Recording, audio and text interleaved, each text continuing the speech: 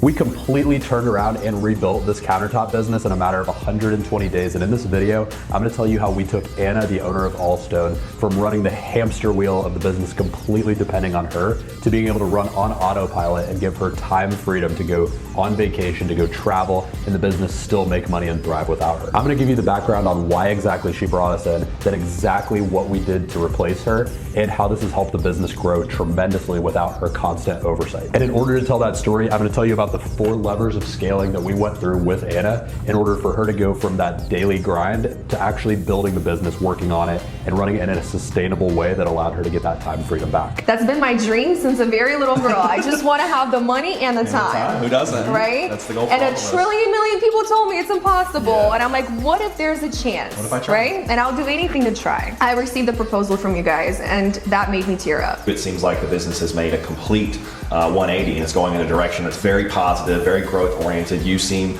less stressed, you have more energy, you have more time for your family, for the people you care about. So. I am currently living my wildest dreams. That's awesome. Prior to you guys coming in, that was not possible. I wouldn't even allow myself to sit there and daydream about what's happening currently. Yeah. You guys are a dream team. Only if more people were to know that you guys exist and the services that you provide for small businesses as well as large businesses are out there, life could have been so much easier. If you would have charged me triple, I would have paid that. I'll take that as a compliment. Anna, the owner, basically came to us and was saying, hey, I had these great first couple of years, and then now I'm in this new relationship, and I really want to pave the way and make room with this relationship for it to grow into something meaningful, because this is someone I actually see a future with. However, the person she's in a relationship with had just gotten moved multiple states away for his job, and so to go see him, she has to travel up there, take some time off of work, and the business was very dependent on her. Right. So we came in with the goal to make it not so dependent on her, to have some people in the business that allowed her that flexibility to be able to take a week off or take a few days off and not have to feel like the business is going to fall apart. In the beginning, it was a leap of faith. Then it was just strictly strategy that was being executed and backed up by numbers. Yep. You guys have rationally explained to me why every step of the way had to be done and what I will gain from it. The growth for her has been outstanding. I mean, I don't think we really would have been able to predict how far she would come in such a short period of time. It's been a completely life-changing journey for me and also. She was able to go really far, really fast. You know, in just a short period of time, we went from all over the place, no backing, no anything. I'm in the driver's seat of every decision that has to be made. I'm wearing 57 hats every single day to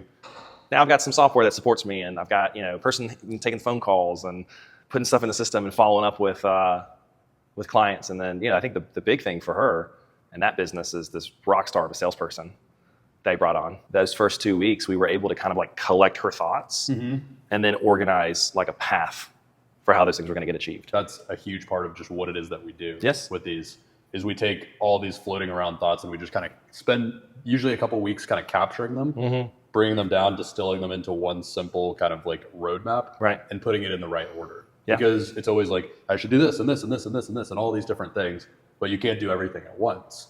And I think solo business owners especially, we've seen struggle so much with what is the actual order that I need to do these things in. A lot of times they know what they need to do, or they have at least an idea of it, but they don't know how to do it, or they don't know what order to do it in. That was the hardest part of working together. You guys were able to identify the problem, and it come to find out it was me. I don't think the work is particularly difficult, but if you're unstructured, you're unorganized, and you don't know the resources like we know, and where to get the information and then how to put it together efficiently, then you can spend, you know, weeks and months spinning your tires and not get anywhere. Now, if you feel like Anna in this business, you're on that day-to-day grind and you just can't get past this point in your business and you're stuck, then you're in what I call the operator trap. And our goal with Anna was very simple. It was to replace her. But to do that, these 4 things had to get right. These 4 levers for us to pull in order for her to be able to actually scale her business past the point of just depending on her. Now, I'm going to go through all of these 4 levers, but in order, they are mindset, systems, people, and vision. And I'm going to talk about how all of these applied and how we actually systematically worked through these in a very particular and intentional order in order to get Anna to that point where the business did not depend on her. So in this video, we're going to break down exactly how we installed these 4 things in that specific order and how we did it to get Anna out of that operator trap and for Allstone to be able to run and grow without her. So step 1 before we could even get to pulling these 4 levers is that we had to do a complete audit of the entire business. Now, this was not just looking at the profit and loss statement. This was looking at the entire set of workflows. This meant we lifted up every single rug. We looked under every nook and in every cranny of the business, and we had to find where things were going wrong and where things were not up to the standard that we've seen in other businesses that are having way more success with owners who are not stuck in this operator trap. This meant we had to understand not only exactly how the business made sales and made money, but we had to do a deep dive into Anna's psychology about how she was running the business, because clearly there was something that was going to have to change for us to pull this mindset lever, which we'll get to here in a bit. Now, when we did this audit, there was 2 surprises that we discovered. First, the business was making way more money than Anna thought it was making. See, she has this kind of constant feeling where she was just going off of the bank account balance that she had. She was spending a lot of money, but she didn't actually know how much profit she was making. And it turned out when we actually caught her up on her books and got her a proper profit and loss statement to look at for the first time ever, she was making more than double what she thought she had made the last couple of years, which was fantastic. But the deeper problem was actually that all of this cash collection was in chaos. There was overdue invoices, there was stuff outstanding, stuff that fell through the cracks, and she just had no way to keep track of it. She had no systems in place. It was all chaos, and she was doing so much, but so many things were falling through the cracks and she couldn't keep track and didn't know what was going on. So this audit told us exactly where the business was bleeding cash and where things were getting stuck. We came to a conclusion, which was that there was going to need to be a customer relationship manager in place. So before I get ahead of myself here, that's hinting at a little bit of number 2, which is the system that we worked on. But the first thing that we had to do is we actually had to get Anna's mindset right.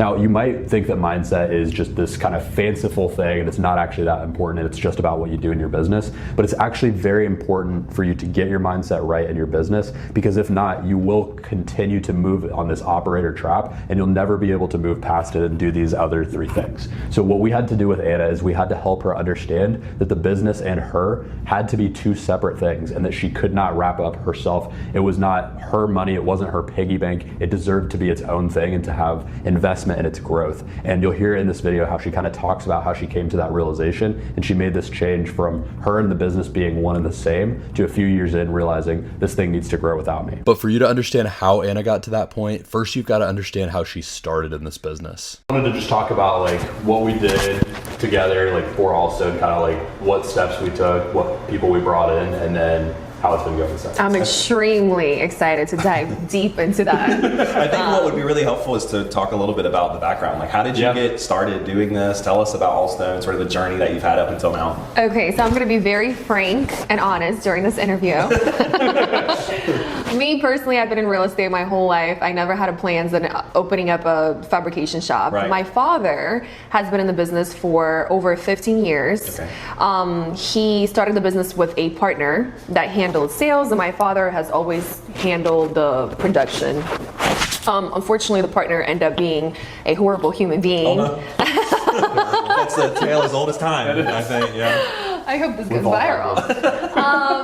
And screw my father. That's awful. My father had a language barrier and so forth, so I pretty much got involved in order to make sure that their separation was fair. I just wanted to see what they were doing and how they were doing it, and I wanted to make sure that my father left his 20-year journey in this business on a fair note. Right. So essentially during that process, I kind of developed passion for this. Okay. You know, customers were coming in, walk-ins, asking for my 2 cents, and you know, during that time, I realized that, you know, rather than separating, me and my father could open up our own company. When you got into the business, so your dad had been sort of operating in the production side, and then you came in and were like, hey, I've got the sales experience, I've got this background, I've been producing sales for, I don't know, 10 years or so. You decided to come in and start working with your father. Tell us about that like first year of business. What did that feel like? What were sort of like some of the challenges? Talk to us about that. Yeah, well, initially I thought, how hard can it be to open up a company? I mean, it can't be that hard. That's all I see on Instagram every day. I Should mean, be easy. Entrepreneurs left and right. Easy, I got this. So first year, when I decided to pretty much open up a brand new company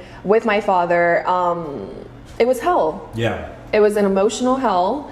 that I underwent. There was no way out. So essentially that was my driving force. But you seem so happy about it. When you're talking about it. It's terrible. The words you're saying are not matching up with the past. It was an emotional hell with a big smile.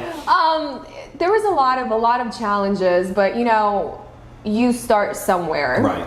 And then every day you figure out how to go on. Yeah. Pretty much. Yeah. So my first step was fixing the dilemma of how do I maintain a crew. At that time, I had 6 people working here. Okay. We remained at this location, and how do I come up with a brand new company and have clients?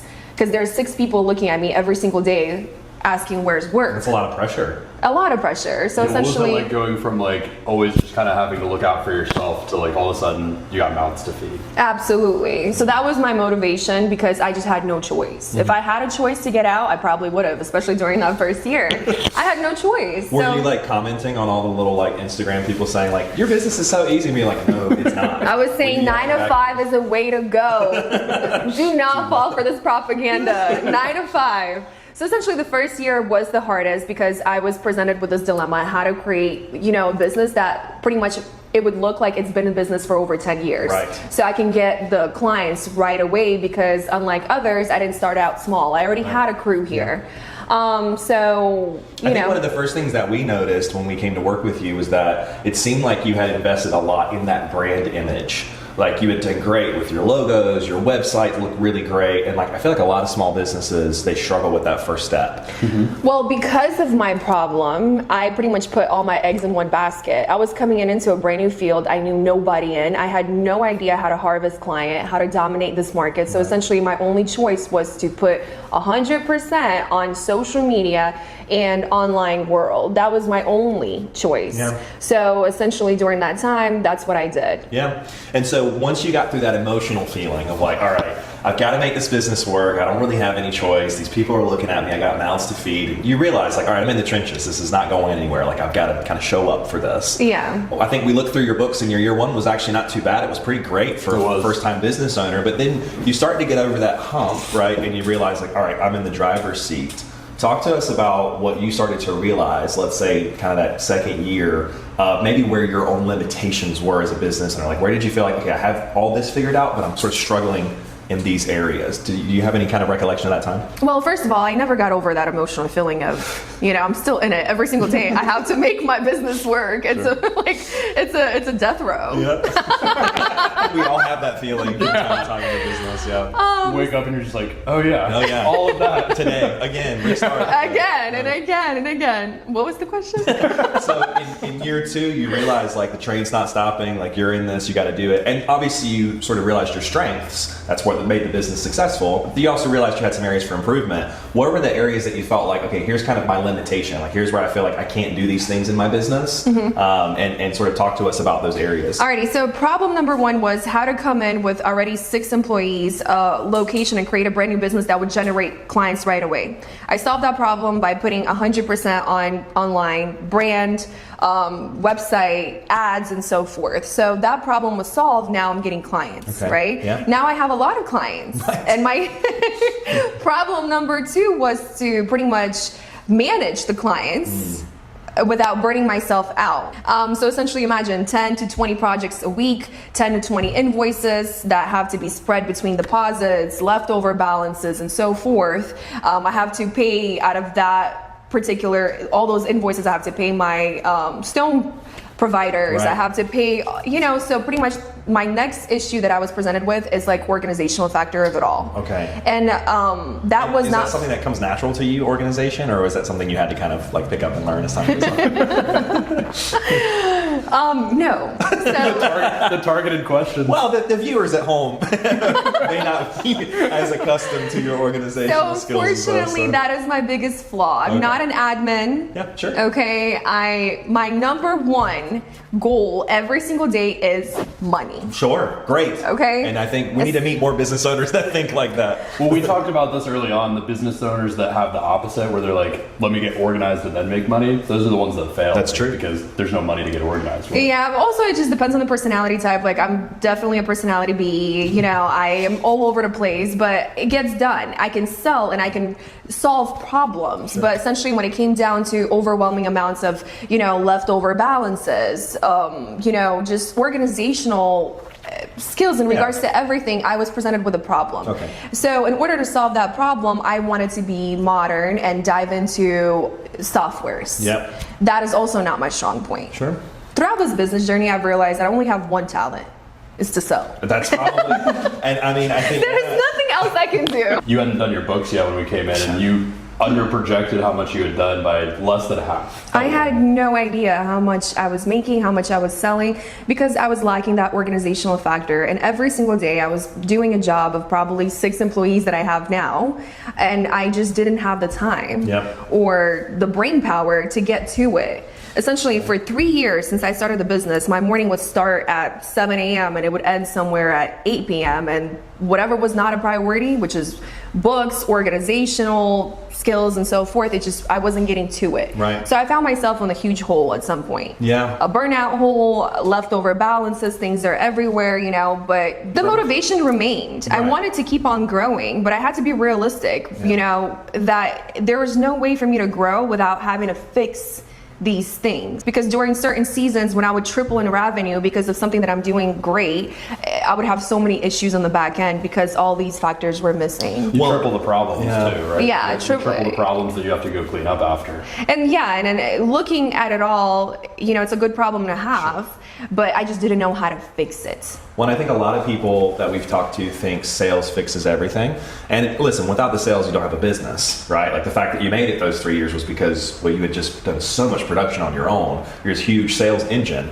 But what happens is if you don't have everything else figured out, your production, your organization, everything behind it, you're left with a bunch of gaps. And now you're trying to chase down your money, and you've got clients who are upset with you. And and you've got all these half-built bridges. There's like new initiatives you want to do, but you can't really get them to fully finish because I had to stay real with myself throughout this whole process. My year 1, I had to admit to myself, listen, you don't know anything about the business yet. You don't know nothing about running a business, so learn. Right? Year 2, year 3, okay, you're doing so great. You know how to sell, but hey, you lack certain things like organization. You really don't know how to figure out the software aspects of things that will allow you to grow. So I think the key point is just self-accountability. Yes, I can sell, and I can sell anybody, and I can do so great, and I'm great at problem solving, but in order to execute these things that are so important for growth, it just wasn't my strong point. The numbers that you were able to do between just you and your father were incredible. I mean, we were taken away. I think when we first opened your books, we're like, because you had us thinking that the business was on its last leg, and because I think you felt that way. I felt that way because of a personal burnout, but also that's another challenge of running your own business. Nobody comes in and praises you. Sure. Nobody comes and tells you you've done a great job. Every single day you're just in the gutters. and your employees are like, okay, I need more. Everyone's like this. You guys, when you came in, that was probably the first time that I've heard, wow, you've done amazing. And it's like that realization of like, hey, these 3 years have flew by, and let me sit down and look back at how much has been done. But unfortunately, when you don't have, like admins and people are doing things for you, and you try to do it all yourself, you don't ever have that second to sit down and say, pat on the back. Yeah, I just want to thank me. Like, thank you. I would like this award to go to myself for going through this. But yeah, it was like, I think we opened up your books, and it was more than double than what you had thought as far as what you had done for numbers. And I think I remember like a lot more. I remember you calling your dad in and being like, "Look, you see, look what we did. This is your daughter. Your daughter did this. Don't forget." And that was such a great moment for us, because ultimately the reason why we do this and started out doing this was trying to find business owners to help and to give that knowledge, that information to, and to see the impact. And we're doing this conversation today because we're now maybe 4 months later, and I hope just from talking with you, it seems like the business has made a complete 180, and it's going in a direction that's very positive, very growth oriented. You seem less stressed. You have more energy. You have more time for your family, for the people you care about. So I am currently living my wildest dreams. That's awesome. Somewhere within that first or second or third year, I wouldn't even allow myself to sit there and daydream about what's happening currently, which is having an admin that runs my books, which is having a sales rep that runs my sales, and me having to focus on my actual business. I would get that cloud, and I'd be like, all right, not realistic. Gotta think about today. Yes, not realistic, not possible. Let me get back to my normal routine, which is every day doing what I have to do. So essentially, I'm very happy with everything that we were able to accomplish. For me, it's extremely symbolic, and you know how important it's been for me. So I'm in complete disbelief. I love that you've been able, well, I think one of the things that we talked about early on when we first started working with you was, Anna, you need to hire more people. Yes. And, you know, one of the things that we loved about you. Because you were doing 6 jobs, like you said. There's only so long you can go doing 6 jobs. You know, I was thinking about it. For example, I do believe what made this so successful in the beginning is that fact that I wasn't following a blueprint. Sure. I came into this business not knowing anything about it. Did it right? your own way. Yes, and then pretty much intuitively, I kept solving issues and creating more revenue and more clients, and I think that allowed me not pick up others' mistakes. Sure. Okay, so essentially I got to the point of year 2, year 3, where now I know a little bit more people in the industry. And it's known in my industry, this is hard labor, that the only way to make it is by doing the 6 jobs. Yeah. It's by sacrificing everything that you have back at home and continue doing what I was doing for 3 years. For me, it was a big like leap of faith to get away from that mentality and say, you know what, there's other ways to thrive in this particular labor-induced business. Yeah. You know, and a lot of people were laughing at me. Well, sure. The process that I've undertaken for the past 4 months, it seems very glamorous to most people that I'm with every single day, which is hard-working people. Yeah. That, you know, are in the service business. And they're used to doing this like back-breaking labor and and I think... And just always being that way until they retire. And we talk to home service business owners all the time, and that is kind of the mentality, I think. It's just like, okay, well, I do this trade, and so I built a business around doing the trade. Yes. And then I think what's so unique about you and what you guys have done at Allstone is like you came in not really being this tradesperson. Like you're not out there fabricating or building or installing, but like you understand the care for the customer and for the person. So having that instinct and then building a business model around that, yeah, people are going to laugh because it's different from what the norm is. The norm is, okay, you know, Joe goes out there, he starts his day at 5 a.m., he finishes at 10 p.m., and he's out there doing it himself 24/7, right? He's in the shop fabricating, then taking a call outside, sending an invoice. Like, yeah, he's in the trenches. Thing. And so I think Joe is the one that's doing the invoice. Joe's the one that's doing the customer service. Joe's the one that's fixing the building after work. Joe is the one that's fixing the cars and so forth. Yeah, I do believe, you know, my advantage in this business has been the fact that I didn't know anything about it. Right. My father wasn't able to guide me through it as well because he was always in the hard labor. He knew nothing about the structures of actual business or sales or anything like that. So my mindset kept, you know, open. I was very open-minded towards how things could go, except for that one little challenge that other business owners were telling me, you're not going to make money. It's not going to work. It's not going to work. That's a waste. Don't do it. Don't do it. And yeah, that's the thing. I think one of the things that we loved about you right away was your openness and willingness to say, hey, you know what? I don't know if that's going to work, but I'm willing to try it. Absolutely. And my business at that point have deserved that. So it's, you know, by year 3, I started to understand here's my business and here's me, and we have to be separate entities. So essentially, my business deserves the investment of growth. My business deserves the chance of changing structures. And you know what? Even if worst case scenario, that doesn't work, my business has failed at that step. Next, but that has nothing to do with me because the year 1 or 2, the business's growth as well as, you know, progress was in my head as that's me, that's my whole life.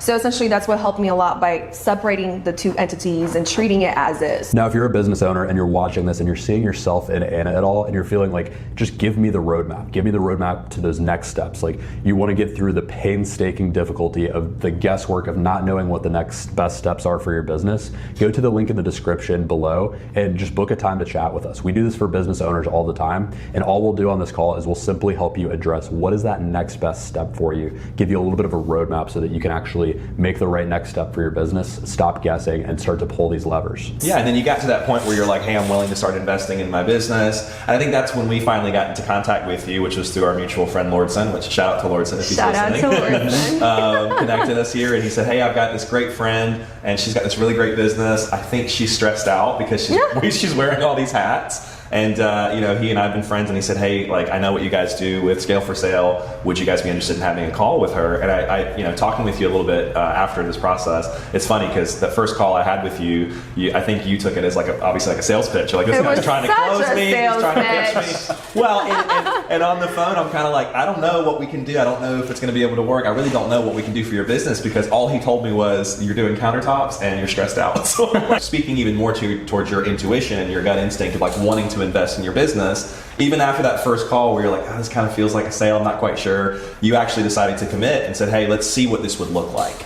And then we took some time to like sort of interview you and ask you questions about your company. And then we made you like a proposal and said, hey, these are kind of the issues that we see in your business, and this is how we would go about solving it. Kind of like a roadmap to getting you out of that like operator seat. So the one doing all those jobs. Can you talk a little bit about like what that felt like when you received the proposal, when you saw those things written on a page in front of you? Like, how did that sort of make you feel as far as wanting to do this journey, and what made you decide to actually like take the commitment, the leap of faith to work with us? Yes. So essentially, I think you guys caught me at a very right moment. So I already underwent the journey of an entrepreneur, right? Year 1, year 2, year 3. I got the results in regards to financials. Now I was presented with a problem. Right. And you guys were my problem solvers. So essentially, when I went to meet up with you guys, just full-blown skepticism. I remember. And who wouldn't be? I mean, it's, But on the phone, you touched up on some important keynotes. They were important to me. So it got my curiosity. I'm like, what's the worst that can happen, right? Yeah. Let me go see what these guys are about. I shared my story with you from the beginning to the end. I promised you guys to be completely transparent with the business, with the books, with the financials, everything. And with the goal in mind of being able to have the time and the money. Yep. That's been my dream since a very little girl. I just want to have the money and the time. Who doesn't? Right? That's the goal for and all a of us. trillion million people told me it's impossible. Yeah. And I'm like, what if there's a chance? What if I try? Right? And I'll do anything to try. So essentially, I received the proposal from you guys, and that made me tear up. Wow. The proposal included everything in bullet points, the time frame that it will be completed during, as well as what that's going to look like. Pretty much it was so organized. It was like all of my anxieties, dreams, hopes were put into a presentation. It's the stuff that I was thinking about late at night before bed, and it just seemed like a whole bunch of nothing in my head, and here it was right in front of me. Everything was perfectly organized, and there was a plan. Yeah. And at that point, I started to treat my business as a separate entity. This has nothing to do with me. My business deserves a chance. I decided to sign with you guys. Take that leap of faith. Take that jump into investing into it. Take that leap of faith. Right. And I haven't regretted it once. That's awesome. What was it that, like, it's one thing to see it, but what was it that kind of made that switch for you that made you feel like maybe this is actually possible, even though everyone was telling you it's not? Is there a part of you that's just kind of a rebel that wanted to prove them wrong, or was it? Oh, for sure. Well, I might have been teeing that one up a little. it's like, what's the worst thing that can happen? Even if I'm not going to get the time, I still have the money. My business is still doing great. Yeah. Even if I'm not going to be able to be remote, I'm going to gain something out of this process. The price was fair. Yeah. The price didn't seem like a big, sacrifice to make. So you're saying we should charge more? That's what I was going to say. Absolutely, you guys. Internal note, raise our Yeah, prices. move it up a little bit. Now that it's all done and paid for, if you would have charged me triple, I would have paid that. I'll take that as a compliment. Something that you touched on there is this idea of like, if I invest in the business and it doesn't go right, well, at least I tried to invest in it. I think a lot of business owners we talk to, they're so afraid of investing in their company. They see like, oh, well, if I spent even $5,000 on buying this new piece of equipment or buying this software or investing in this person, what happens if it doesn't go right? But they don't ever ask themselves the question, what happens if it goes right? Like if it works, because there's a chance life can be much better. But I think that's like a whole mindset trap too, because as soon as we started working together, you very clearly had the mindset of like, we're going to make this work. Keep going. Even though you mentioned you had that mindset of like, what's the worst that can happen? It's not like you started working with us and you were like, I don't know if this is going to work. Like, we'll just try it. You were very committed as soon as we started working. Like, Absolutely. You were willing to take this step. You were so invested in it. I remember like, and you said it in the beginning, some of these things aren't your strong suits, the software, the organization, and like we're very much that type of person that comes in and is like, no, you have to be organized and here's your software and you have to live in it. And it was uncomfortable or unnatural for you, but I felt like you were so committed to the process and you were so willing to learn. You're like, I don't know this intuitively, but like teach me, show me. Because I was honest with myself. I knew that those fields needed improvement, and essentially I had to let go of control. Yeah. that's what I was paying for you guys. That's why it's so crucial to separate you and your business into two different entities, and that was probably the most important thing that you've taught me. Sure. So essentially, just like me, at some point, we go to doctor appointments, we do little tune-ups and so forth, and we treat ourselves. Yes. My business at year 3 has deserved that as well, and it needed it. It needed it. If I know there's a problem in regards to, at that point, I was losing a lot of clients because I just simply couldn't keep up. Right. I could not keep up, or maybe there was people that were giving me feedback, well, you never got back to me. It's a problem. Yeah. I can't just say, well, whatever, next. I still have another 100 that week, right? Of course. It's a problem, and that problem needed fixing. Yeah. Could I fix that problem? No, I don't know anything about the software world. Yeah. And that's where you guys came in, as well as all the other problems that needed to be fixed. And that's another thing. You have to be honest with yourself and admit to yourself that, if you're not good at certain things or your business is lacking, so forth, and those fields need improvements, and just stay humble throughout the whole journey. That's huge, yeah. And I think one of the things that we started to look at once we got into the business and we're working alongside you was that need for, okay, the software is important, but like what software? Which software? So if you're paying attention there, you realized once Anna was able to get her mindset right, she actually realized that she had this need for number 2, which was systems. She needed to have better systems in place for the business to be able to run without her. And she realized this glaring problem, which was that there was this over-reliance on her and everything living in her head. And she had to have things in a way where they were modern, they were ready for her to scale without just being this one person trying to do everything and being so attached to the business. And this was because she could not grow past a certain point. She simply couldn't do more volume of transactions and sales in the business without all these things falling through the cracks, because she had limited capacity as one person. If you're going to scale, you're going to need to be able to communicate with your client effectively and efficiently, okay? Simple on paper. If you're running a home service-based business, you need that. Okay, but there's 50 different CRM systems out there, and each one of them claims to be the best, and none of them are cheap. And even the cheap ones have a bunch of hidden fees that add up on you. So which one do you go with? And I think us being able to look at her particular business and say, okay, it is a service business, but it has some unique elements, because there's picking out materials, there's the fabrication element of it, there's the, we're doing sort of an estimate now, we're installing later. There's a lot of moving pieces to this. I probably looked through 10 or 15 different CRMs before we landed on one, and saying this is the one. I think a lot of business owners are just like, oh, well, there's so many different platforms, I just pick one, everything will be fine. We actually tried a software with you in the beginning that we thought would make a lot of sense for your company that we've used for other businesses. It's still used for other businesses. Yeah, but then found out, I don't know, within the first week or two, this just wasn't going to work. Yeah. Well, you started using it and you were kind of going back and forth with it. And again, you were honest with us. You just said at one point, you were like, I don't think this one's going to work. I simply did not like it. It didn't work. It wasn't a fit for you, for your business model. And so I think one of the other things to having folks like us come in is being able to sort of source all these different things for you and test other platforms and other softwares. And so when we had this feedback from you, we went in right away to say, okay, well, let's test 5 or 6 different softwares and find which one makes sense. We ended up landing on the one that you're using now, which I think has, you guys are still on it, seems to have made a big impact. It has made the biggest impact. And then after a week, she comes back and is like, oh, this thing's amazing. This is working exactly how I needed it to work.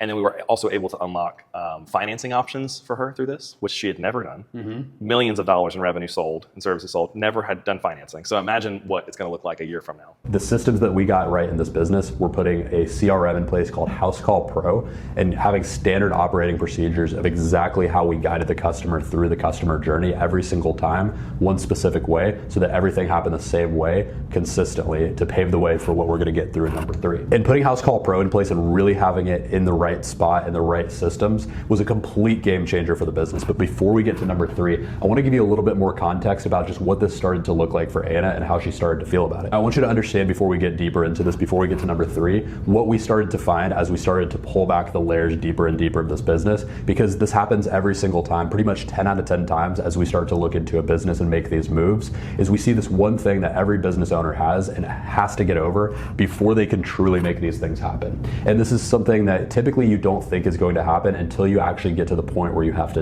address it. But I'm telling you, this is something that you absolutely have to get over in order for you to actually be able to scale your business. Now, that one thing that gets glossed over typically, but that we helped Anna systematically address and get over in this video and in this process, was fear. It was fear of investing into the business, of trying new things, of trying things that maybe she hadn't tried before, or maybe she didn't even necessarily believe could or would work for her, but had to try and had to get into in order for the business to get different results doing things differently than it had done before. And unfortunately, that fear stops business owners almost 10 times out of 10. And we simply had to help Anna overcome that fear and unpack where it was coming from in order for her to scale to these next steps. And as this video progresses, you're gonna kind of hear how that journey went for her and what it looked like. And hopefully you can kind of see yourself in this and be able to overcome that fear that you have in scaling to those next steps. Like I said, my main goal was for my business to be its own entity. Right. In regards to everybody's replaceable, including myself, right? And in order to make that happen, softwares, protocols, systems are extremely important, because tomorrow something happens to me, we're living in a certain software. There is a certain protocol that we follow every single day. Another Anna can come in tomorrow and run the business. And the business keeps on going. Yeah. It keeps on going. So essentially, it was very, very important for me to make those improvements. Yeah. So if Anna is not here, right, the business runs. And that was my biggest dilemma. Anna was running. And that's something that, Brody, you talk about all the time, and really sort of why you founded Scale for Sale was to get businesses like ready for exit. And like her being able to be in that position where the business really in a few years from now probably would be an exitable business is based on, you know, that sort of concept of you having everything working and you being able to remove different people from the puzzle and it still moves. I like to call it the 2-week trip to Italy test. If you could take a 2-week trip to Italy and your business still functions, then you've done something right. You've kind of set it up to run without you. Prior to you guys coming in, that was not possible. In the past 3 years, I didn't take any time off. I mean, it's just the reality of the situation. If I'm not here and I'm not producing and I'm not solving and I'm not operating, the business is done. And that's a big problem. Yeah. Because and that was the status quo, you said, right? So many other business owners were just telling you that's how it that's goes. The life. That's the life you chose. Yep. Hope you like it. That's the price you pay, right? For being flexible and setting your own schedule, being or whatever other propaganda they enforce on people. Yeah. No, it's not like that. It's continuous stress. It's an ability to pretty much just enjoy life outside of work, because work comes with you everywhere. Amen. And I wanted to make sure that the business that I've already put in 3 years of my life into, that it can go on, maybe without me there at some point, and it's something that becomes tangible. So let's talk about that for a second. So, you know, we came in, we did an audit, we sort of looked through all your financials. Wow, we've got a lot more money than we think. Awesome celebration party, right? We start to put some software together, and then we realized, like, hey, you know, one of the biggest things we think is going to make a change for you is having someone in the admin position that's sort of an assistant who's really handling the inbound, organizing your life behind closed doors. Talk a little bit about that process. Well, and to give one more layer to that, it was because, like you said before, you were taking all the leads as they came in from the ads. Yeah. You were even like exporting them from some big spreadsheet, going through a whole big list of leads, and then individually calling them all to set appointments for yourself to go out and then do an estimate and then collect on all the payments. Honestly, I don't know how you did it. No, I don't either. When we actually saw the numbers and put them together, we were like, how is she doing this? We started looking under the desk like, is there someone else here? Like what's been going on here? The next thing to that was, well, we need to get someone who lives in this software. Do we want you to spend hours a week trapped in a CRM, even if it's the most effective thing? Or tracking all the financials, chasing down payments. No chance. Now that we got to the people part of the scaling process, this third lever, the first person that we had to put in place was Adriana, who became Anna's admin. Now, Anna was doing everything in the business. This is a business where her office also takes walk-in appointments. People come in, they call in, they submit lead forms from her ads online, they walk into the business, they find the business in a lot of different ways. So there's all this traffic coming in. Anna was essentially the traffic director. She was the one that had to schedule the appointments for estimates, had to do the estimates. She had to close the actual sale. She had to send the invoices. She had to keep track of all of this at a very high level, doing over $1 million a year in sales. And she had to get someone in place that could take this over and make sure things didn't fall through the cracks. Now, she was literally keeping all of this in her head or on actual Post-it notes on her desk, and it just wasn't working at a certain point. Things were falling through the cracks, and that meant she was spending money on ads and not getting the return that she needed to, and she was hitting this extreme burnout because she just couldn't keep up with all of this, and she was stuck at this certain point. So because of all this, we wrote up a job description for this admin position that was going to come in and help kind of take these things off of her plate, whose sole purpose was to bring organization to the business. They needed to get things organized so that these things weren't falling through the cracks, so that every single lead that came in was accounted for, was contacted, was followed up with. Every single invoice that got sent out was followed up for, that it was collected, that the money came in, and that things weren't just falling through the cracks, and that money was not getting wasted so that ad spend could go further. Finding this position, filling it, we didn't have to put out an ad. We didn't have to spend $1 on marketing. It was just like, hey, is anybody looking for a job like this with a small company who wants to scale? And got a bunch of people to reach out to us. So we got that person in, or we started talking about getting that person in. So let's talk about, you know, sort of how transformative it's been to have it an admin in that place, and just that experience of like maybe being a little bit resistant to it at first. Oh my goodness, 100%. It was the scariest thing that we've done, like hiring people. You know, initially I was giving major pushback. I did not want that. It was a good 2 weeks. Yeah. I just want a little tune-up, you know, a little software here and there, maybe a little AI. Why are you hiring people? Right. It's extremely scary because when you're on your own and you're running your business, you know, 1 month you're up, the second month you're down, you're good regardless. Now you have responsibility of employees, also boarding them, also personalities come into place. So for me, that was the scariest part. But if I were to dive a little bit deeper into it, it's letting go of control. Yeah. And once again, it goes back to the business becoming its own entity. So now I don't have control. Yeah. You know, I'm passing that control over to another person, and are they going to answer the calls as good as I have? Sure. Are they going to, you know, provide the same type of customer service that I have? Don't know, but the business deserves to find out. I remember there was one particular thing, and it's almost like a metaphor for the whole business and not giving up control, but you had the second work phone, right? I remember you would like, you'd be on your work phone during the day, and then you would like leave the work phone in the car or something at night so you could just get a little bit of relaxation. I remember for you, like handing over that work phone, I could just see the anxiety on your face. Like, bro, you were like, "Are you sure?" Like, I had to pry it out of her fingers. I was like, "Anna, you have to get the work phone up this week." I put this in her hands, and then I leave it.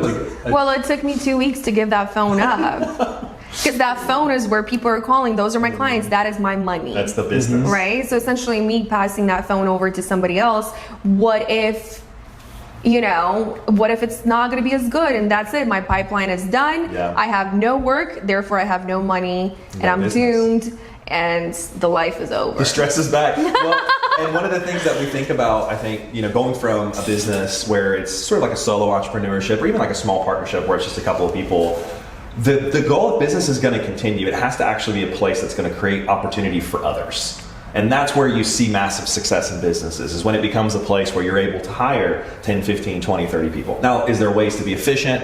Is there ways to save money? Are there softwares that can assist you so you're not overspending? Sure. But ultimately, the goal for a business should be to create opportunity for other people. That's capitalism. That's how our society's developed, right? So it's always tough going from 0 to 1. That wasn't my goal. I'm sure. I'll be honest with you, that wasn't my goal until I realized that I didn't have a business. Like, I had a treadmill. You have a job. And I had no choice but to make it my goal, because in order for me to be able to live life outside of my business, there's no choice but to grow and become an actual corporation that employs people and everybody has their own task. That's the only way.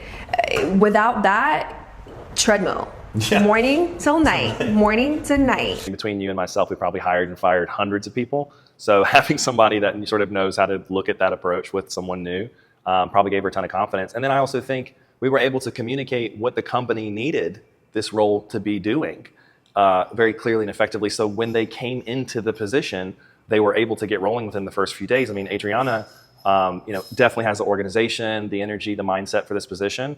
But she came in and was able to figure out what we needed to have her do with the QuickBooks and the Housecall Pro within days, because we were able to explain that. Well, to your point, being able to explain it, I think our ability to explain it really has come from like pattern recognition of hiring and firing all these people and managing all these people for extended periods of time and making mistakes. Right. Making mistakes that you make doing the first or third or seventh time and just seeing, okay, well, I failed here to set the right expectations when this person came in, so we ran into this problem down the road. So then we could take that pattern recognition when we're helping someone hire someone and say, okay, well, you don't do this, don't do that, don't offer them that. Definitely don't tell them you can do that for them or that, but you can tell them you can do this. Right. You have to sell people a little bit on why they should join your company. Good people. Finding the right person and then convincing the right person that this is the place that they should put their talents, their time, their energy.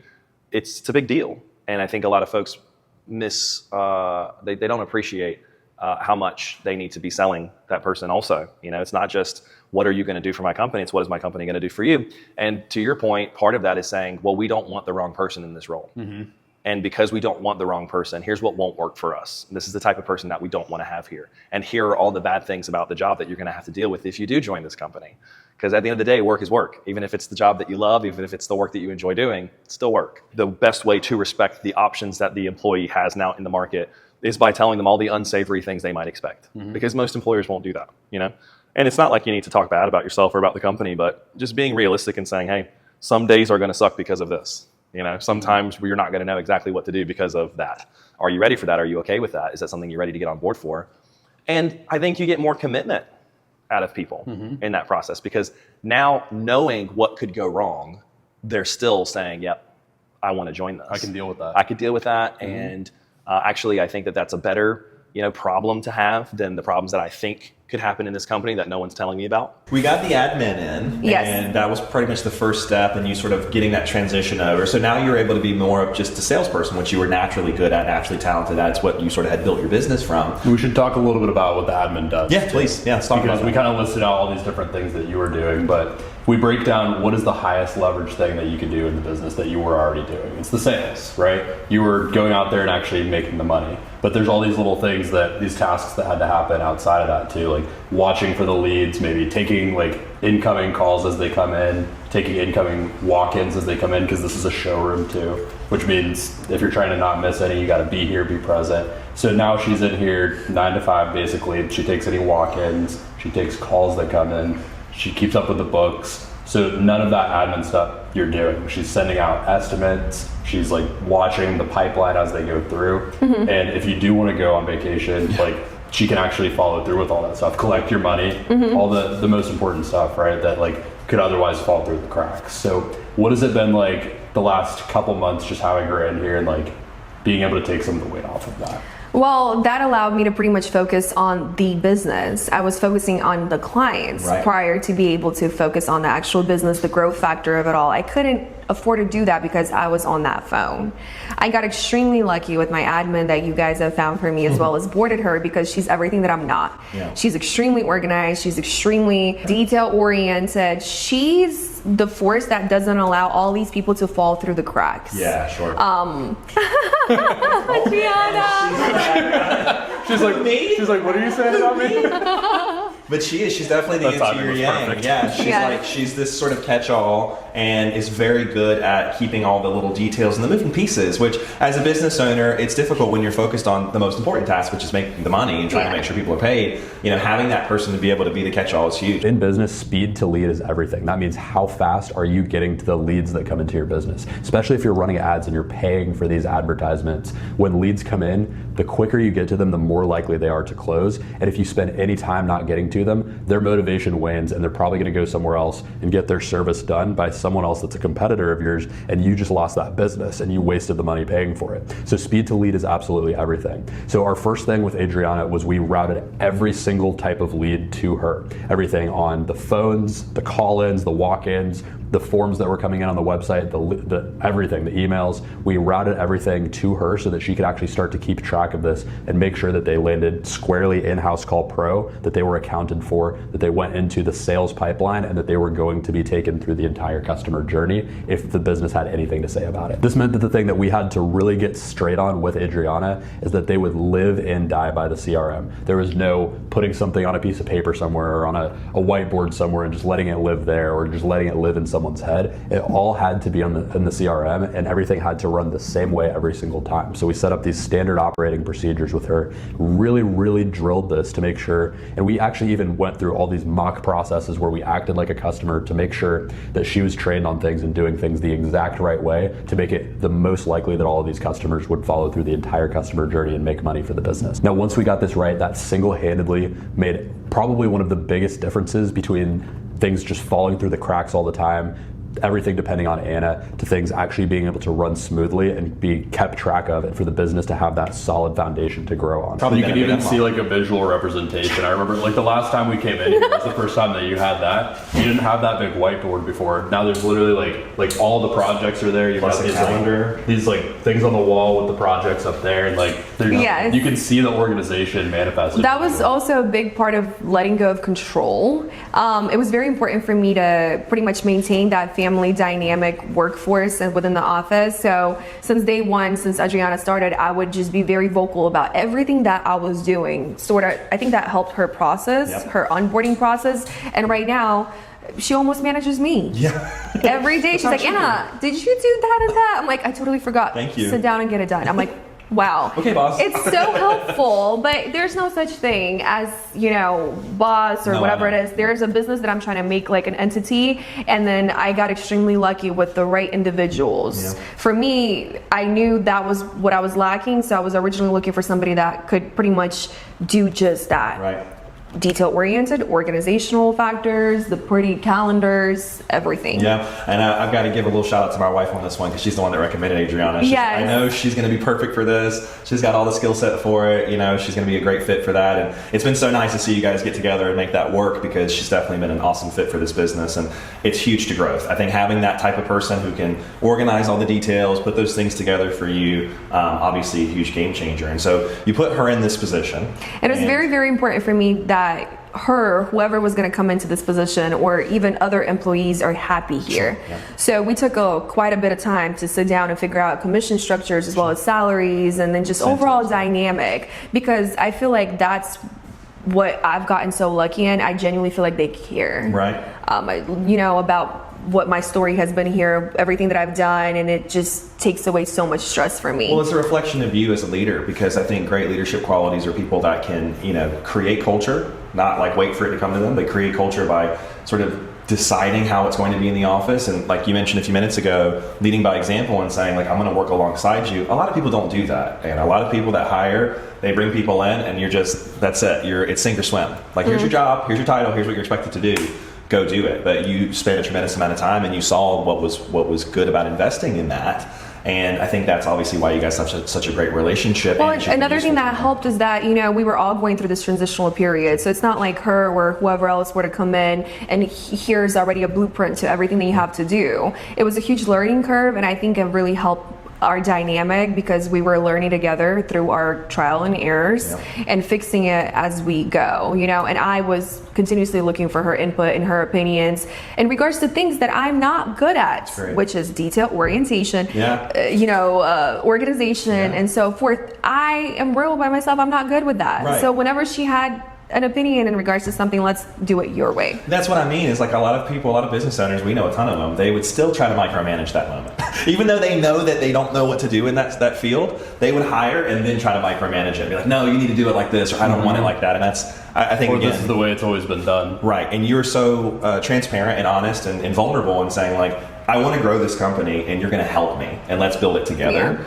And that's really where you got that buy-in, I think. I personally do believe that the biggest challenge in regards to owning your own business is that emotional factor of control, ego, and so forth, that a lot of times get on the way of growth of your business. So then therefore, like I said, it's very important to treat it as two separate entities. And here's me and here's the business. And what this really meant is that we were going to be able to focus on the next thing with Anna that was going to make an even bigger difference, which we'll get to here in a little bit. So the next thing I wanted to talk about, because I think this was probably, if you're going to talk about relinquishing control, may have been one of the biggest ones for you.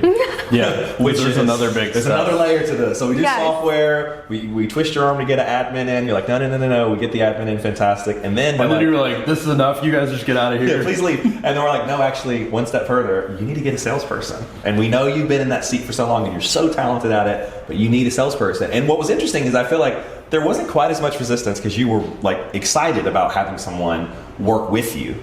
Well, at that time, all my guns were down. All ammunition is gone. I have no control over anything, and you know, I just couldn't. You committed to the process. Yeah, you committed to the flow of the river. The current was pulling you. You're not swimming against it anymore. I mean, jokes aside, you guys have rationally explained to me why every step of the way had to be done and what I will gain from it.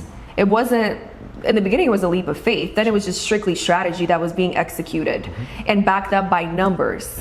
You know, because at the end of the day, I talk a lot about the emotional factors and so forth, and I joke around a lot, but at the end of the day, it has to be logically spread in front of me. If I were to hire this employee and this employee, this is how much I'll be paying, this is how much I'm going to be gaining. These are the pros, these are the cons, and that's how I make decisions when it comes to the business. Has nothing to do with me. And it logically made sense. To bring that person to on. my surprise, I could afford it. Yeah. Oh yeah, it was definitely there. Yeah. Well, the most common quote throughout this whole process at the beginning was, "I have no money. I don't have any money. I have no money. Yes, but somehow there's always a new Gucci bag or a new YSL purse or something coming through the door. So I don't know. Maybe That was the there. hardest part of working together. You guys were able to identify the problem, and it come to find out it was me. You're the problem and the solution. But that's why it's important to treat your business as a separate entity, because prior to that mindset, my business is me. Right. My business made $100K this month. Right. That's my money. That's your money. Yeah, there's no one to... I had a great month. Exactly. I'm going shopping. No, of course. You know, I'm fine. Do I need new equipment? Do I need to grow? It doesn't matter. You This have is the me. money, yeah. And I Right. think anybody who's listening to this that's a small business owner that had success that doesn't, admit that that's a real life thing, they're lying to themselves. I've been completely cut off from my business. If I could shed a tear right now, I would. It's been so hard. Your business has grown exponentially around you, and you're able to employ these people now, and you got your time back. So it's all relative. Now, the next person that we had to install in the business was someone to take over the most important thing happening in the business itself, the thing that actually keeps the lights on and keeps things flowing, which is sales. Now, this is often a very difficult thing to replace because it requires a high level of competence. So what we did is we hired a proven closer that had actually worked in this industry and had extreme success already. What I wanted to talk about, because this is a great transition, I wanted to talk about bringing that salesperson in and that process of like looking for a salesperson in this industry. And then I think we landed on a rock star.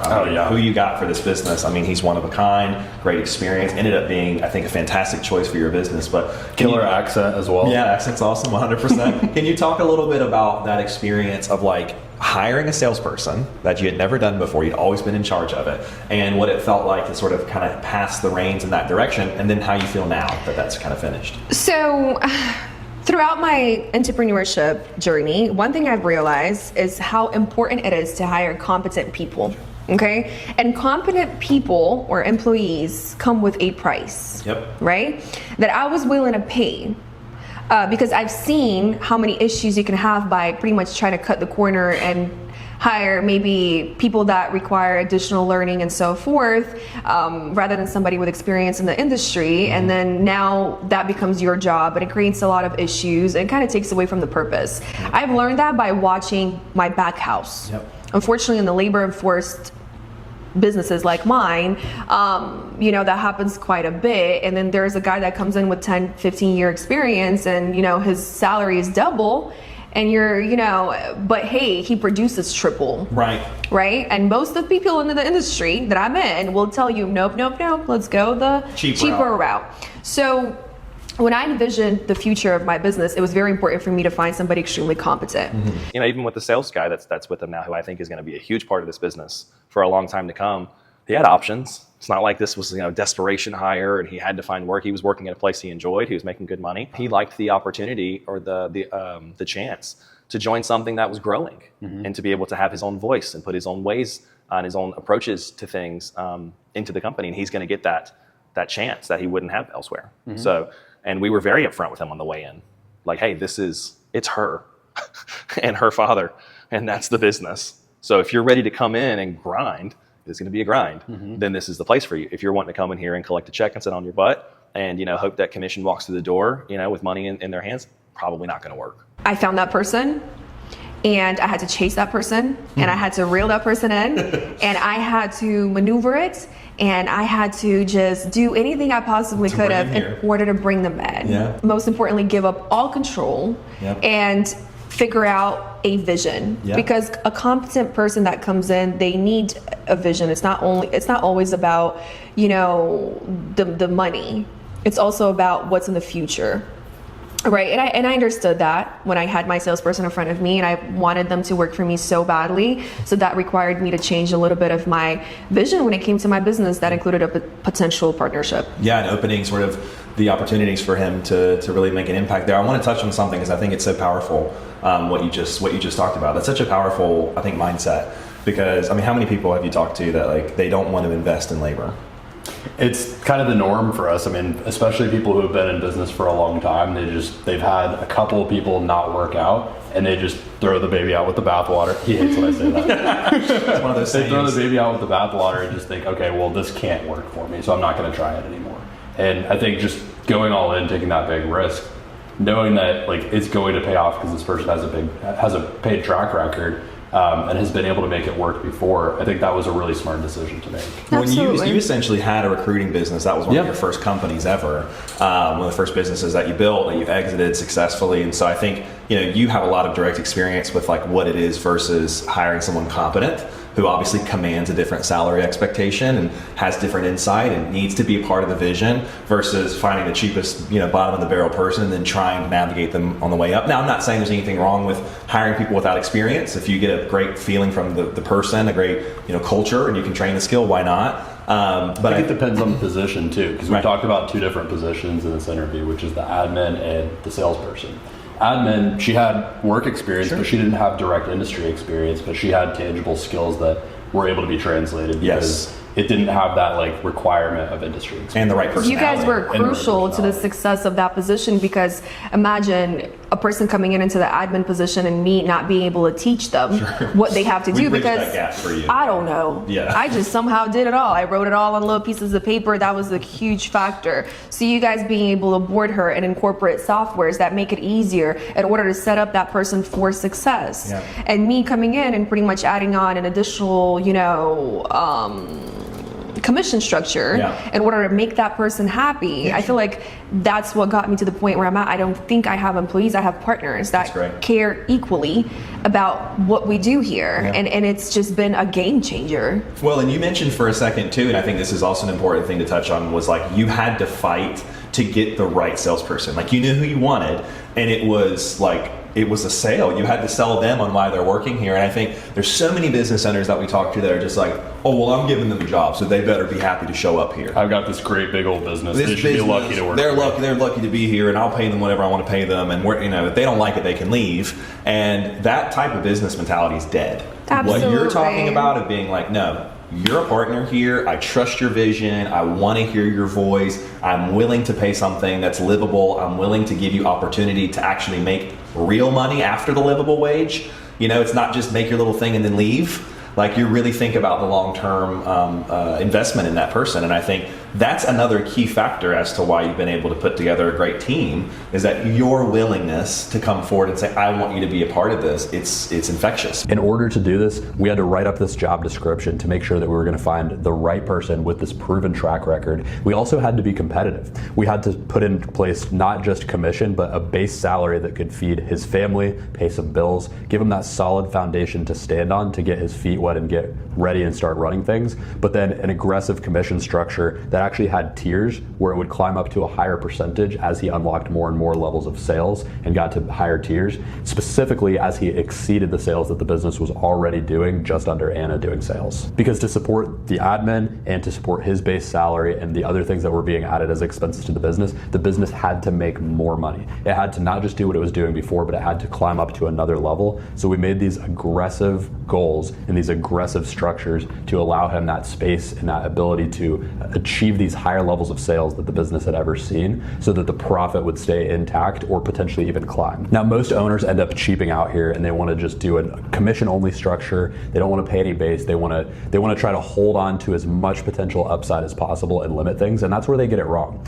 Anna was able to, because she got her mindset right, she was able to be competitive with the way that she hired this person, this exceptional, proven person, so that they could feel confident in their position. And this had incredibly great effects. He stepped in and immediately had success in the position. He was able to unlock this growth and this actual trajectory that was able to get the business to keep going smoothly. And not only did he step in and take things over, he actually started doing potentially even better than Anna. He brought in certain practices to the trade that she didn't even know about that helped the business collect cash more quickly, take better deposits, and even accelerate the closing process and increase the conversion rate to make things even better. And we even had this awesome moment where Ruan, the sales guy, came into the office during this interview and gave us some awesome news about a sale he had just closed that we'll get to here in a little bit. The biggest fear factor was them wanting to stay with me and them wanting to work for the brand that I've created, and having that mentality is extremely humbling, and I think it's been working out for me particularly because it's not a mindset like, oh, I'm giving you a job, you're here and do what I say. It's more so, how can I make you happy? So in order for me to make my partners, employees happy right now, I have to work very hard in order to get additional contracts, in order to get additional, income revenues, in order to make them happy financially. And I think that's why it's kind of been working out so far. Sales without the capacity to actually deliver on the sales can not only make for angry customers, but will absolutely make for angry salespeople. Because if you sell someone on the vision of them being able to make all this commission, and then all of a sudden you cut the legs out from under them and don't allow them the opportunity to actually sell something because you can't deliver on it, then they're going to be quite upset and feel quite limited, and you're probably not going to be able to keep them around. So because we were giving Ruan all of this opportunity to make more sales than the business had had before, Anna decided to get to work on the back of the house, the production department, the actual fabrication and installs of the countertops that she was doing, so that she could increase their capacity to be able to do more fabricating and more installs, so that Ruan could have the freedom to go sell as much as he wanted to sell. The business only grows if there's more capacity. So one thing, I think this is a good transition point to talk about what you've done since we kind of stepped out a little bit ago, which you had a huge update for us today. You found someone else to start covering the back of the house. Yes. To be able to open up things there, yes. Which is incredible.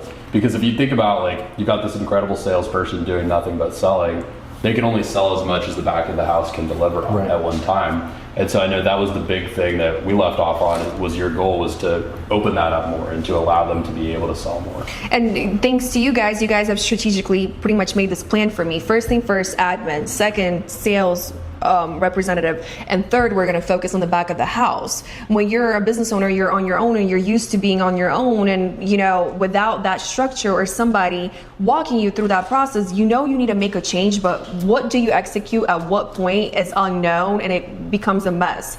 So I really liked how it went. First, admin, we were able to kind of get our software running, and now we live there, and it makes our life so much easier. But that was a big learning curve, right? Second, a salesperson, a big part of that was mental, like letting go of all control. Here you are now, my income is in your hands, right? And to your credit, I think when he was first coming in, you were like, okay, I think I'll give him either the Google leads or the Meta leads. I'll hand off one, kind of see how it goes, and I'll take the other. And then I remember, like, the actual week he was about to come in, you were like, you know what? I'm gonna give it all. I'm gonna go all in. I'm gonna give him all the leads and just let him take care of it. Well, that's a big part of hiring a competent person. It's not that complicated. People are gonna be happy if they're making good money. So we didn't just drip a couple of leads his way, we absolutely flooded him with leads. And that's because closers need to have lots of volume to actually practice on in order for them to get their rhythm down and for them to get into that flow, and even just to have enough opportunity to make these sales. We had to absolutely flood him with opportunity so that he felt taken care of in this position, so that he felt like he was given the opportunity to actually achieve those big goals that we set out for him. If I limit my sales rep with ways that he can make money, I am pretty much jeopardizing my own self. Yeah, you're handcuffing yourself. Yeah, and then imagine that. Those are the deals that I could have had for me that I'm not paying commission on. But I know that I need to keep him happy. How's business been? How's it been selling back in the residential market? Are you enjoying it? Good, getting my feet wet again. Yeah? Yeah. Dealing with the customers, has it been fun or has it been a headache? So most of the clients that I dealt with so far, it's been easy peasy. Good, man. That's awesome. Ruan is a beast. He just got a contract for 65 houses. Woo!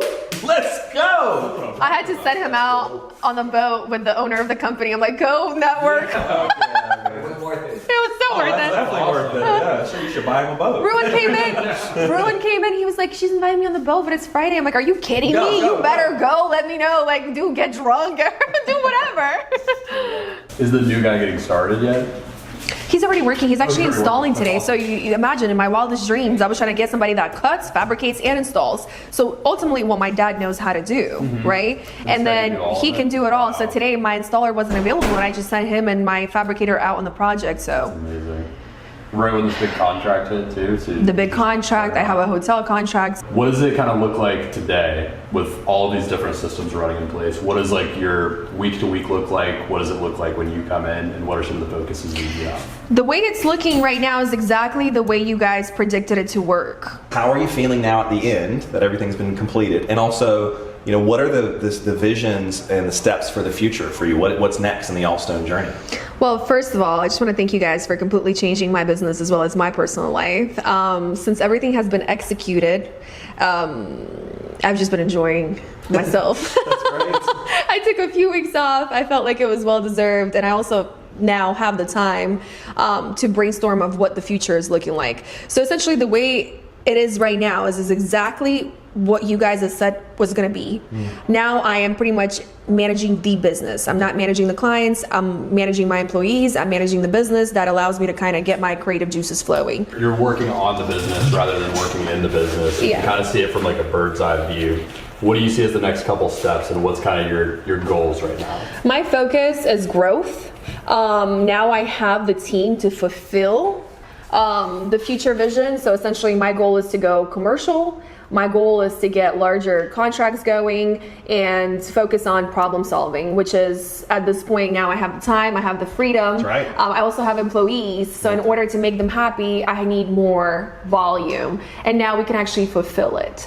So essentially my next step is just working on these larger contracts that I couldn't even dream of at some point because I was so busy doing everything else. Yeah. Also, now I'm focusing on kind of bettering my storefront. I did not have the time to do that in the past 3 to 4 years worth in business. And yeah, to the moon. That's awesome. To the moon. I want to call something out too, which is kind of cool. We took a little bit of a pause in the interview here a second ago, and your sales rep just came in and closed customers on the spot. Right in front of us. Well, we were all just sitting there, just hanging out. Yes. Just closed customers. He took a bigger deposit than you used to take. The business is running smoothly. Yeah. Like it's just it's cool to see it working like that and actually like making those strides forward. Yeah, absolutely. I mean, like I said, I'm so glad that I was able to take the leap of faith. You guys have strategized this process for me from the beginning to the end. None of this is a surprise. Everything is looking exactly like those bullet points said it would. Now I'm just trying to find myself in this new role with the extra time that I have as well as less stress. Yeah. Now the fog is gone and I can see the vision a little bit more clear. Awesome. And I'm just looking to expand my brand and actually potentially dive into some of the opportunities that you guys have talked about. Yeah. And now I have the time and the space to think about potential additions to Allstone, additional services, additional, growth factors to it all. So essentially, I'm very, very, very happy. I'm very happy, and I'm very proud of all of us. And this has been, like I said, life-changing. While I just took the 2 weeks off, deposits, the software that you guys have incorporated were setting these nice notifications to my phone or all the deposits, and all I just could hear cha-ching, cha-ching, cha-ching. And it's like, as a small business owner, I could have never imagined that something like that would be possible. Yes, absolutely. Well, I know I speak for Rody when I say we're very grateful for you taking that leap of faith with us and giving us the opportunity to come and work in your company and create these changes and give you these plans, and for you taking the lead on executing those things. So thank you for that. You guys are a dream team. Only if more people were to know that you guys exist and the services that you provide for small businesses as well as large businesses are out there, life could have been so much easier. So I'm very, very, very grateful for you guys because it's been a completely life-changing journey for me and Allstone all together. Well, let's go take a look at your warehouse a little bit and do some little around the building here. What do you call these remnants, or what is this? So these are all my remnants, leftover stone that I have from my project. I store it because these right here are ideal for small projects like bathroom vanities, fireplaces, things that don't require you to purchase a full slab worth. So I always want to make sure that I meet everybody's budget by having all the options here. So I have a lot of colors, Yeah, these are all my natural stones. I have a lot of remnants in quartz, marble, pretty much I have it all. So these are ideal for my smaller size projects. It was cool because we were in there earlier and you had customers come in that were walk-in customers, and they were kind of just browsing around, and they were able to actually visualize the product. Absolutely. What they might have in their own home and kind of pick options. So first thing first, either me or my sales rep comes out to your home. We always take a look at the color of your floors, your cabinetry, your walls. We make recommendations based on what we see,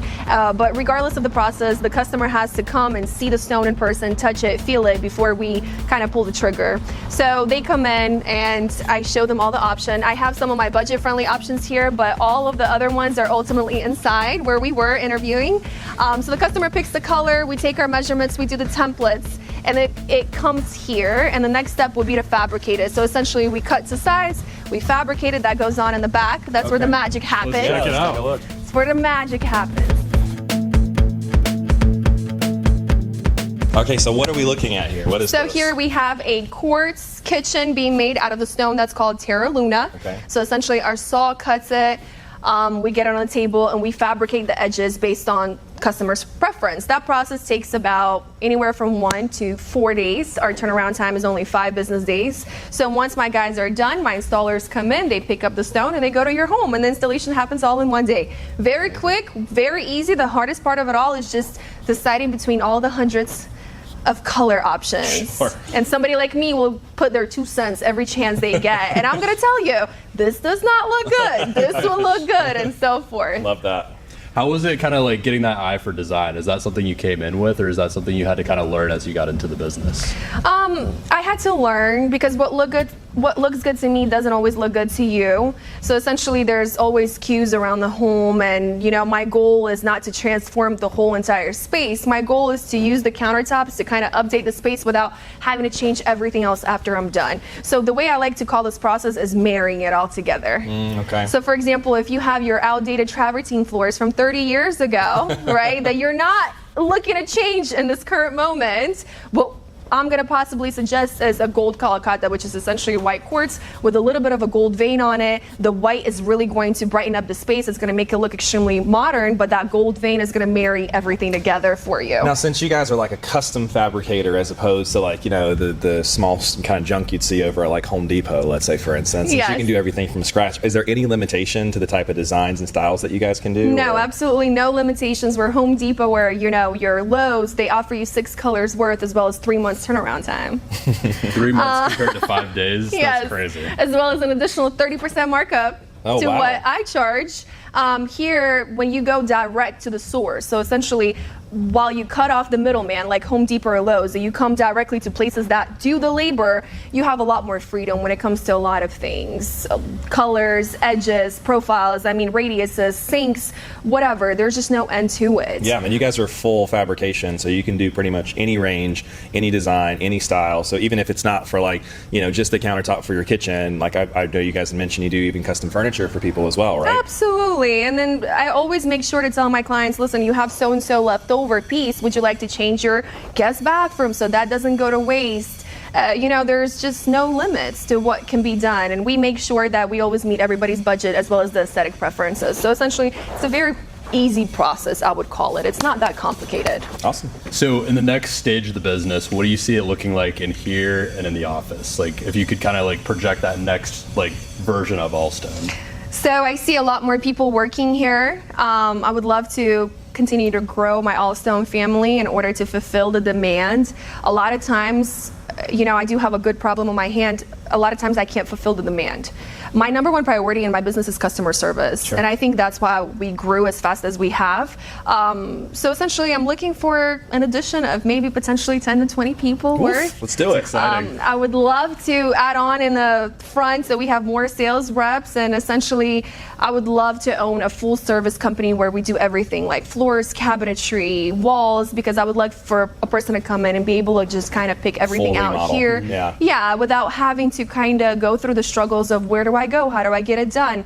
Every turn you take, addition to the budget. I would love to continue helping families, without them having to think that this right here will cost an arm and a leg. Yeah, that's great. Well, thank you so much for giving us the tour. This was really exciting, and we got to see some of the process firsthand. So thanks, Anna. Absolutely, thank you guys. Now, it was absolutely amazing to hear that Anna had gotten this incredible vision for what she wanted the business to look like in the future. And this is our fourth lever. This is the thing that you have to get right after you get the mindset down of what you have to do to scale. So you're separated from the business, you are 2 different entities. Then you get the systems in place for the business to be able to scale under the right leadership, which is then where the people come in. You get the right people in the right seats running these systems.